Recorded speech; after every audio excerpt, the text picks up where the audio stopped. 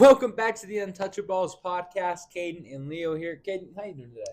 You know, it's a fine Wednesday here, Max. It is a fine Wednesday, and we got an even finer card for fans Saturday night.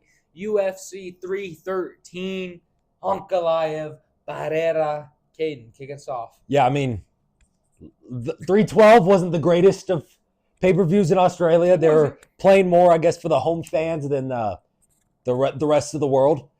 But now we have an amazing card here. UFC 313, kicking off the main card. Interesting that it's kind of a main card fight, but it's King Green and Mauricio Rufy, where Rufy's a minus 455 favorite. Yeah, Mauricio's coming in here. He's dangerous, Caden. Obviously, we know the skills that he has coming from Brazil. I mean, he's training, he's grappling. Obviously, it favors him going to the ground against King Green, who is a brawler. You know, He's a fan favorite. He's going to come out. He's going to stand. He's going to bang. I don't know how much Mauricio's really going to stand and bang. Maybe he does decide to play the game a little bit and entertain the fans.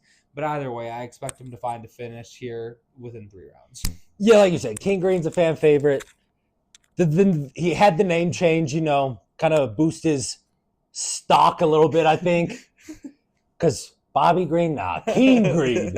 But, yeah, Mauricio Rufy, we've seen him fight only even just a couple months ago. And he looked good in that fight. He got the win there. Correct. And I think it's going to be no different here against King Green. Nice.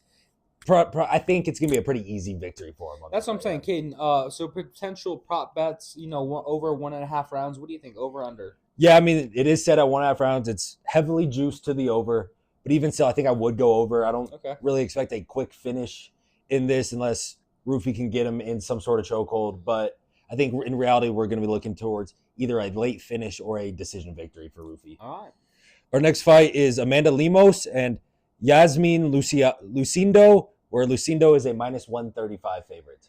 Okay, this one I've kind of been a little on the fence because you do have Yasmin, who knows the up and coming on the prowl, I would say. But Amanda Lemos has been there, done that. She's been in the cage with so many different women for over so many different years. She's got the experience. I just don't know if that's going to help her in this one. I think we take, the favorite here once again, Caden, to ride to get this done, although it'll be close. Yeah, I mean, the odds say it should be a very close fight. Yasmin, like you're saying, big prospect in these women's rankings, trying to make her name for herself. Well, Amanda Lemos been there, done that. She's an experienced vet in the UFC, and I'm kind of on the opposite. I think that is going to help her in this fight. I think the experience is going to carry her, especially this is probably the biggest fight we've seen. Like Yasmin's been in a big UFC pay-per-view. Know that it's a Periera pay-per-view, so there's going to be a lot of eyeballs watching her. I think just with the experience Lemos has, she's going to come in here and get that victory. I mean, and that very well could be it, Caden. Like you said, we're kind of going on the opposite side of the spectrum, but it's going to be very exciting to see what happens. Yeah, and then our fight before the co-main event is Jalen Turner and Ignacio Bahamondes, where Bahamondes is a minus 125 favorite. And this actually surprises me because just knowing, again, someone like a Jalen Turner who's a UFC vet and has been in the octagon so much, but he's a very 50-50 fighter, that is right? Yes. Are we going to get the Jalen Turner that's going to come out and strike from range and use those long limbs to his advantage and play it smart and technical? Or is he going to come in doing something stupid and get himself cracked and slept? That's kind of, the way I see this fight going. I think someone's going to get knocked out. I don't see this one. I think there's going to be a potential for a lot of knockouts. I'm just at that for this card. I'm very excited. But I see this one that doesn't go the distance. Caden. Well, who do you have winning, though? That's kind of our whole thing here. You think there's going to be a finish, but who do you think's going to get the finish? And who's going to get finished? I want to hear what you have to say first, Caden. You see, this is, like I said, I think this is one I'm really on the fence on. It's hard to decide who I think's going to win this fight between Turner and Ignacio. I am kind of just like the Amanda Lemos. I'm going to ride with the experience. I think, at least I'm hoping we're going to see the more technical Jalen Turner, who looks like he can be a true fighter in the UFC. Someone who's not going to go out there and try to just kind of brawl, forget his technique, look like he's just wailing out there. I think we'll see a more technical, complete performance out of him, and he'll end up getting the victory. I hate that you said that because that's what I was thinking too, Caden, but I feel like if we both say it, we're going to jinx our guy. I think that's really going to happen because I enjoy watching him fight, right? We enjoy what he brings to the table. I just am very, very skeptical. But like I said, I'm going to ride with it. I think he'll end up getting a finish. That's going to be my, big call for this card is I'll take Jalen Turner inside 3 rounds. Now we get to our co-main event, which was supposed to be Justin Gaethje and Dan Hooker before Hooker had to pull out with an injury. That would have been, I think, a really entertaining fight to watch. Oh, it was going to be great. But now, hey, it's Rafael Fiziev is stepping in against Justin Gaethje, and Fiziev is a minus 166 favorite. What you got on this one? This one, I'm gonna ride with Rafael Fiziev. I know he's stepping in on short notice. I think he is the better fighter than Justin Gaethje. I think he's gonna come in here and get the victory. You are stunned over there. I am stunned because I think Gaethje put a whooping on him the first time, and I just don't see a scenario where Gaethje, who's been in camp, who's been in this killer mindset and preparing for a stand and bang fight with Dan Hooker, is going to be surprised and that Fiziev's going to be able to come in without a full training camp and upset him. I really just don't see that happening. As much as, we kind of knock on Gaethje, and I'm not even a Gaethje fan, but you got to give the guy credit, his skill, his presence in the octagon. He's hungry. He understands a loss here, and he's probably done, kid, realistically, right? There's not a clear path to the title if he loses this next fight. He needs a victory, and obviously Fiziev wants that title as well in such a crowded lightweight division that now has Ilya Topuria creeping up on it. Someone's going to have to get a knockout, and you're going to have to make it impressive, or else you're going to get jumped for that title. Yeah, this lightweight division is completely stacked. Islam at the top. It looks like no. Now Topuria's like, yeah, I'm done with bantamweight. Let's go see what I got up here. That's scary. Ridiculous. You got Gaethje and Fiziev still trying to get a title shot. You got other fighters in this division hoping to get up there and get a title. Like one of the best divisions in the UFC from top to bottom. I think this just should be two guys hungry trying to get their name up there in that title conversation. This should be a banger of a fight. This one is one I'm thinking we'll see a finish in. It's going to be banger again, Cade. Now that we're not even to Alex Pereira's fight yet, and this is already 3 fights I potentially see a finish happening in. It's going to be a good card, kid. Going to be a good card. Now, finally. Yeah, let's get to that Alex Pereira fight now where it's him and Magomed Ankalaev. And surprisingly, Pereira's only a minus 115 favorite. You must have a lot of faith in that Ankalaev wrestling.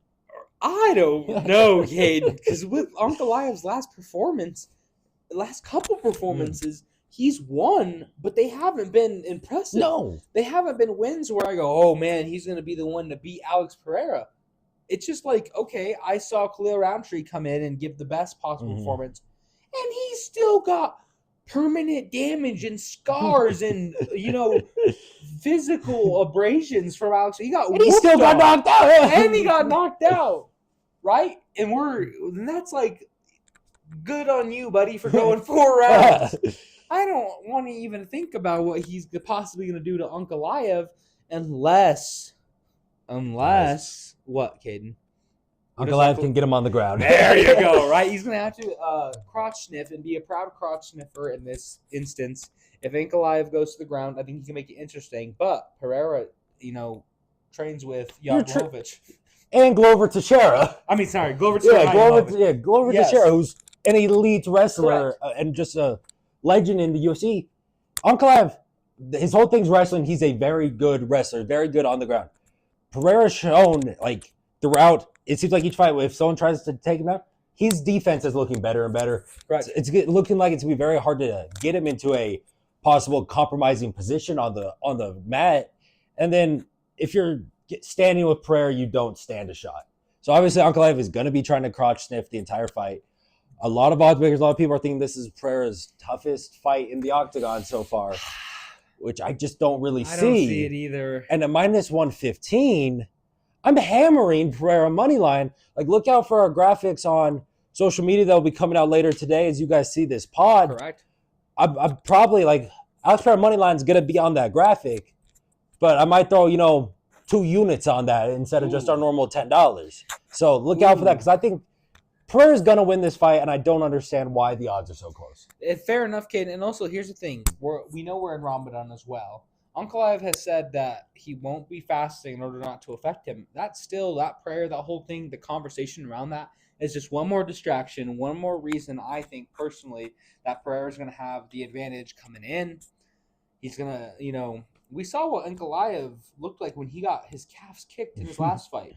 What do you think Pereira's calf kicks are going to do, Caden? When those limbs start flinging and flying and donk, and that music starts coming in and he walks out, I think it's going to be a long night for Ankalaev. 100% agree with you. I think we're in store for another just Periera masterclass. It's going to be epic. Now, Caden, correct me if I'm wrong, but this is now 4 out of the, even the Lemos fight, I'll say it. All 5 of these fights have, the potential not to go the distance. And I honestly am going to go out bold prediction. Caden, this is my UFC 313 bold prediction. All 5 fights are going to end and finish on Saturday night. That would be awesome. I think we can get it in the last 3 fights. I'm weary with the Rufy King Green fight and the Lemos fight.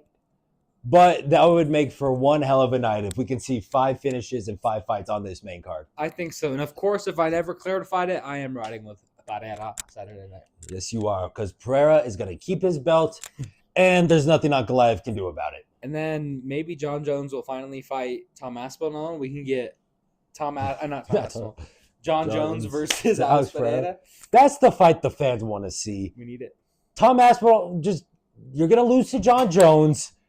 Just do it. We need just make the fight, lose to John Jones so we can see Periera, John Jones. Anyway, Caden, it is super exciting. You know how much we love the UFC. We hope you guys enjoyed it as much as we did talking about it. Caden, any final comments, questions, or concerns? Yeah, make sure you guys leave a like on this video if you did enjoy. Comment on these 5 fights. What do you think? What would you do different? Do you agree with our picks? Are there any other fights on this card you want to look out for? Any big possible finishes you think could happen on this card? Turn on post notifications so you never miss an upload, and share this with your friends, family, strangers, neighbors. Most definitely. We thank you all for listening, and we'll see you all next time.